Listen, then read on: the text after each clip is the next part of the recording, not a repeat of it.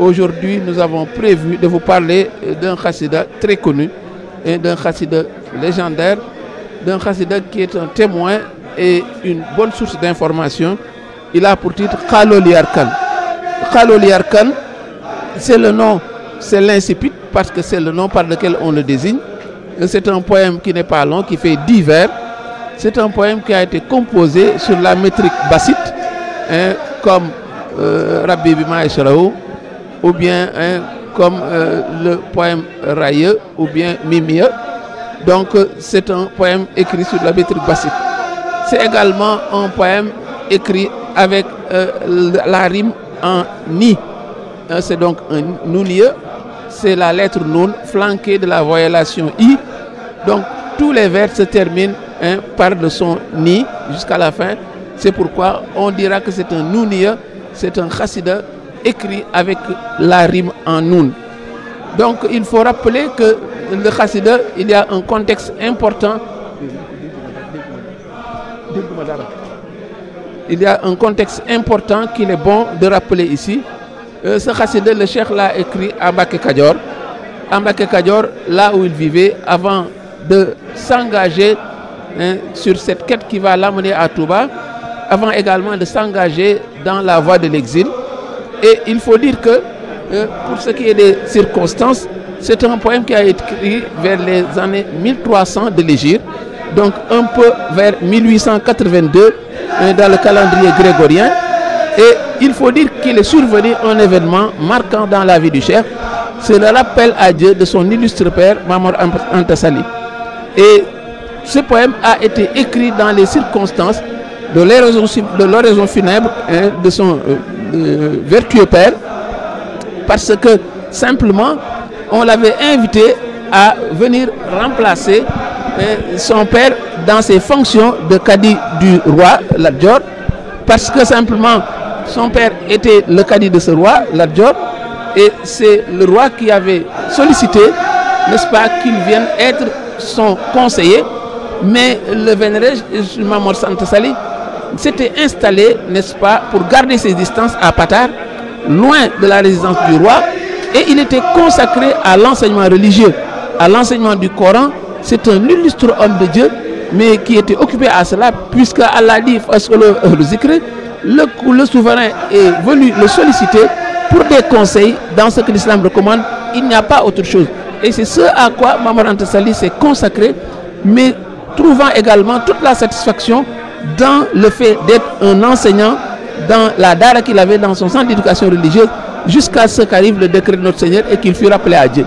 Et à la suite, n'est-ce pas, de ce rappel à Dieu, les dignitaires ont voulu approcher le cheikh pour lui demander de venir remplacer son père dans cette tâche de conseiller du roi, ignorant que le cheikh avait des ambitions bien différentes. Et quand ils lui ont demandé de venir auprès du roi pour ce faire, mais c'est comme quelqu'un qui aujourd'hui se voit proposer le poste de conseiller du président de la République, mais le cheikh l'a décliné purement et simplement. Et pour mieux conforter qu'il n'est pas dans cette posture-là, il a écrit, n'est-ce pas, ce poème qui est aujourd'hui un poème référence, qui est un élément, n'est-ce pas, important pour qui veut connaître la géographie du cheikh. Ça montre déjà qu'il y avait en lui ces signes, ces vertus, mais qui font que les gens déjà ont pensé à lui pour remplacer son père. Mais également, le cheikh, il avait d'autres ambitions, parce qu'on sait qu'en 1301, juste après, n'est-ce pas, cette année-là, il va faire cet appel à Mbacké Kadior pour la naissance du mouridisme. C'est dire donc que son ambition n'était pas cela. Et dans la réponse qu'il leur a servi dans ce poème, le premier vers est important. Il dit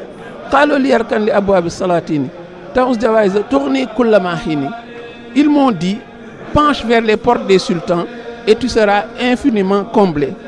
Évidemment, sur le plan pédagogique purement, la première question, ce premier vers, mais sonne comme quelqu'un qui pose le débat, qui rappelle le sujet. Si c'était dans un langage scolaire, on parlerait de la consigne.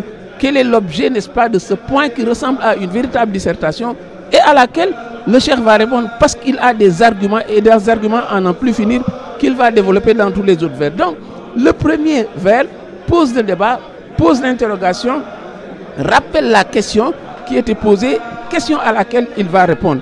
Et sur le plan énonciatif, il sera aisé de remarquer également le cher vogue du ils m'ont dit, ensuite il dira je, ensuite il dira tu. Donc vous voyez que même sur le plan énonciatif, on voit à quel point le texte est en train de se mouvoir selon les arguments qui sont développés.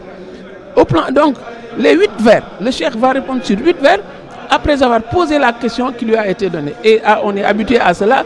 On se rappelle que dans Oka al-Bukao, on lui avait simplement dit Oka, doit-on pleurer ces gens-là qui sont décédés?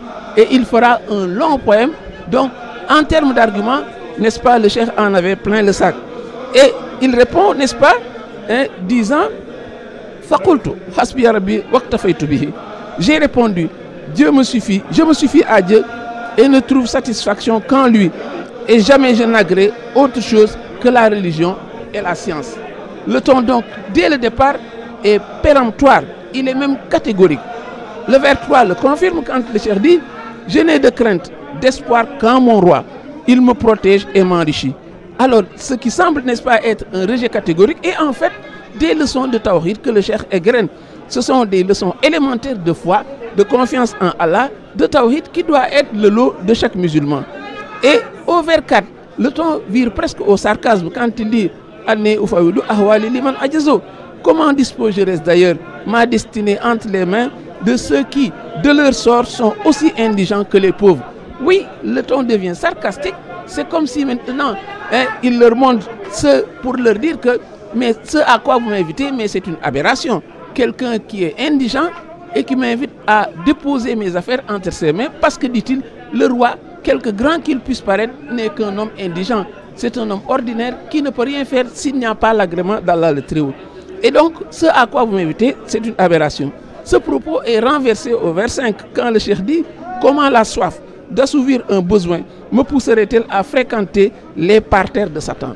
Le sarcasme vire maintenant à la diatribe, mais c'est une critique acerbe, caustique même, et la diatribe est très apparente puisqu'il considère, il assimile la fréquentation des rois de son temps à des parterres de Satan. Les vers 6 et les vers 8 exposent et magnifient l'attitude agréée par Allah. Oui, parce qu'après avoir balayé d'un revers de main tout ce qui n'est pas appréciable et acceptable, il leur montre maintenant qu'est-ce qu'il faut faire. L'attitude agréée par Allah, mais c'est celle de tout croyant quand il dit in kuntaza hazanin ou kuntaza watarin. Ce qui devait être donc une joute, n'est-ce pas, oratoire, homérique, devient, n'est-ce pas, un exposé brillant où le cheikh fait une séance de clarification pour leur montrer l'attitude qu'il faut avoir. Il leur dit, si je suis dans l'affliction ou dans la nécessité, j'invoque le maître du trône. Il est l'assistant, l'omnipotent. Dieu commande à sa guise ce qui relève de la volonté.